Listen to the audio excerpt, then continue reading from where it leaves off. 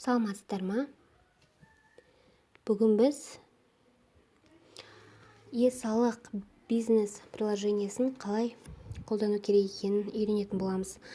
Оның ішінде чекті қалай ұру керек екенін, ИП-лардың егерде қандай да бір товар және қызмет көрсететін болса, немесе товар сататын болса, сол қызметтерді қалай бағасын көрсетіп, қалай чек ұру туралы үйренетін боламыз. Оға дейін, мысалы, салыстырып айтып көрейін. Ең арзан касса, рекасса болатын. Ол айына 1400 теңге болатын.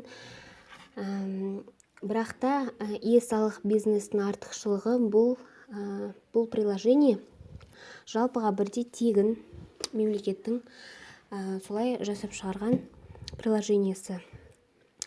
Бұның мүмкіндіктері, e-салық бизнес приложениесінің мүмкіндіктері өте көп, бірақ соның ішінде біз тек чек ұруды қарастыратын боламыз бүгін.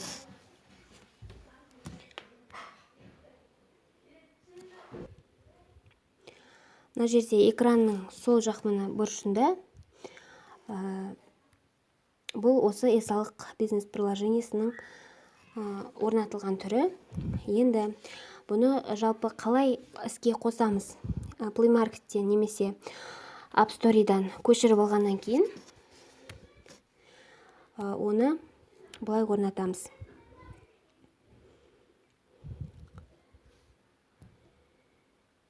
Так.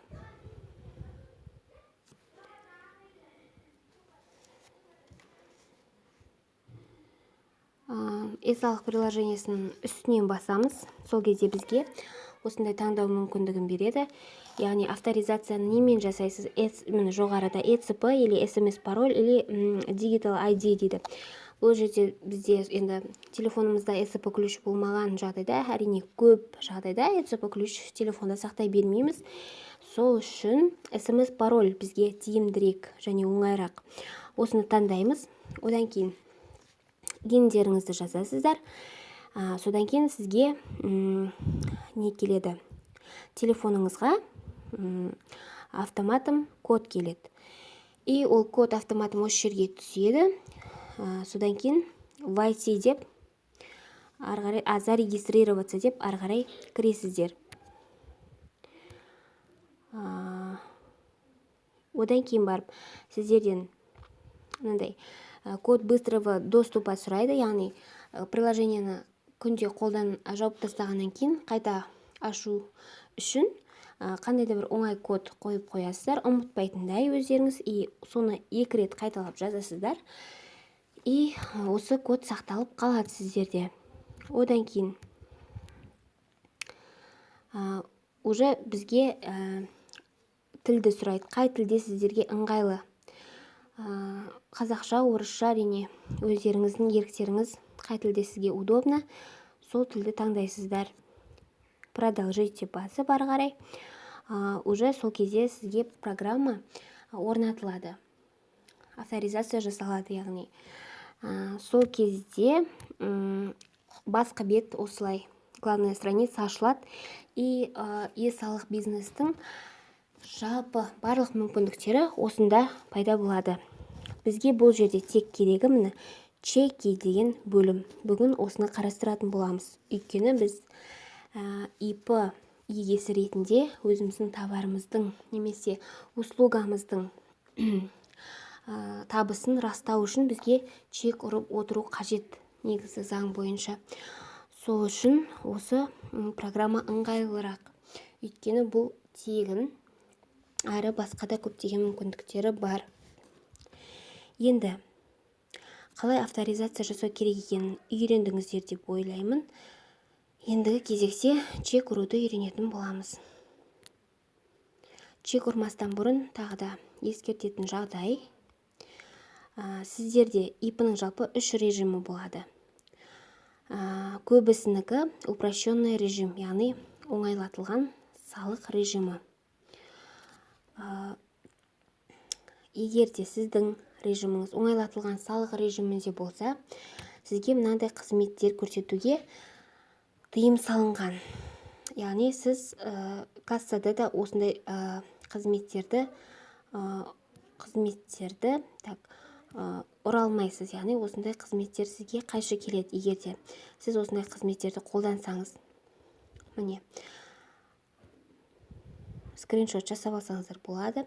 Акцизделген тауарларды сақтау, мазут, дизель отыны пайдалану, мұнай өнімдерін, лотереяға болмайды, жер қойнауын, пайдалы қазбаларды пайдалануға болмайды.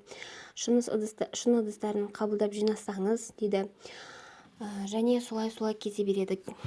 Маңыздысы, кеңес беру қызметін ұсынатын болсаңыз, егер сіз қандай да бір салада консультация беретін маман болсаңыз, сізге упрощенный режим қолдануға болмайды, және осы қызметті кассада сізге таңдауға болмайды. Вид услуги деген жерде аудит немесе бухгалтерлік есеп саласы бойынша қызмет жүргізсеңіз, яғни сіз бухгалтерлік жұмыстармен айналысасыз, и сізде упрощенный режимді таңдай алмайсыз, және де сәйкесінше кассада осы қызметті теріп не ұра алмайсыз. Егер упрощенный режимде болсаңыз, осы вид услугиді таңдап чек ұруға болмайды. Одан кейін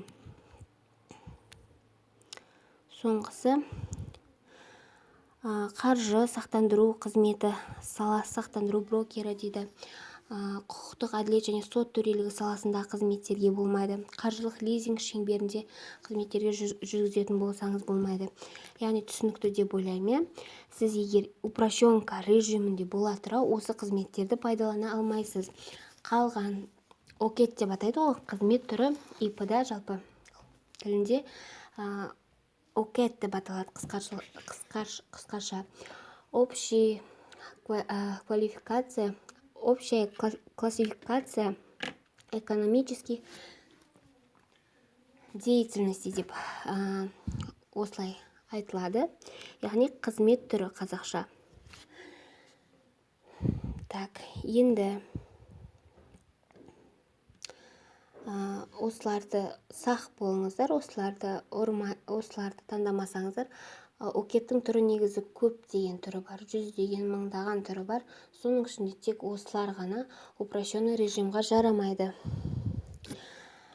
Ал одан кейін кеттік. Енді бізге мысалы біз чек ұруды үйренейік.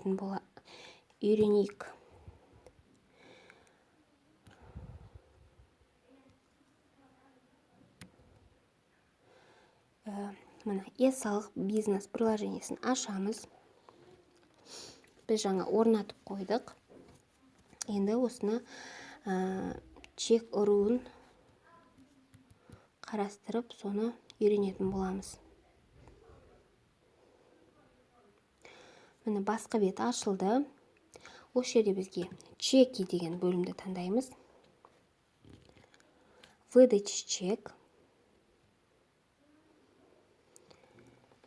Ары қарай кеттік. Вид услуги. Міне, ең главный осы жер. Укажите вид услуги дейді. Таңдаймыз.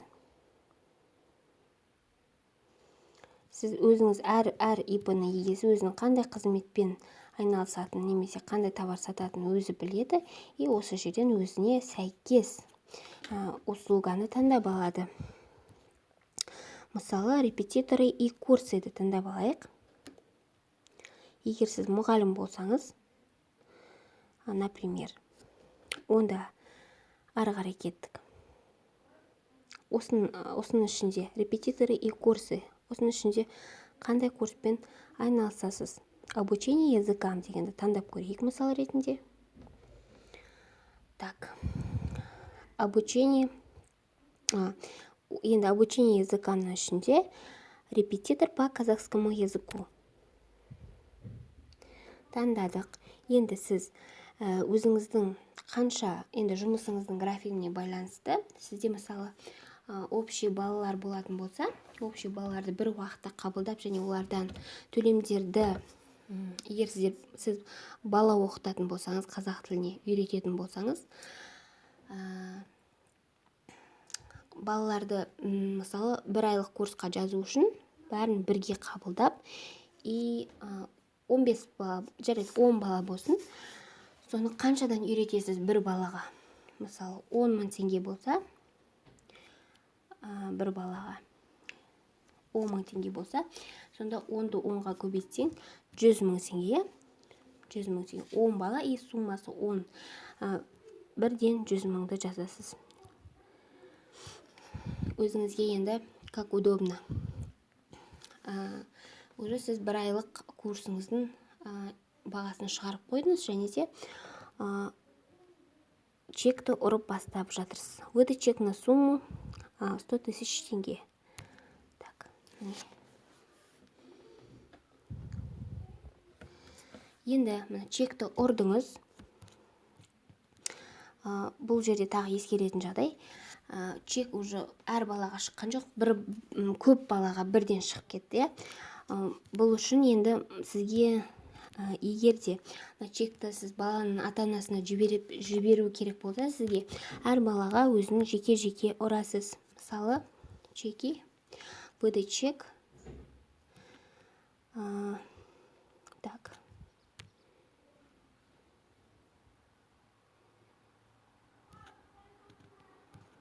Қайтадан бір көрсетейін.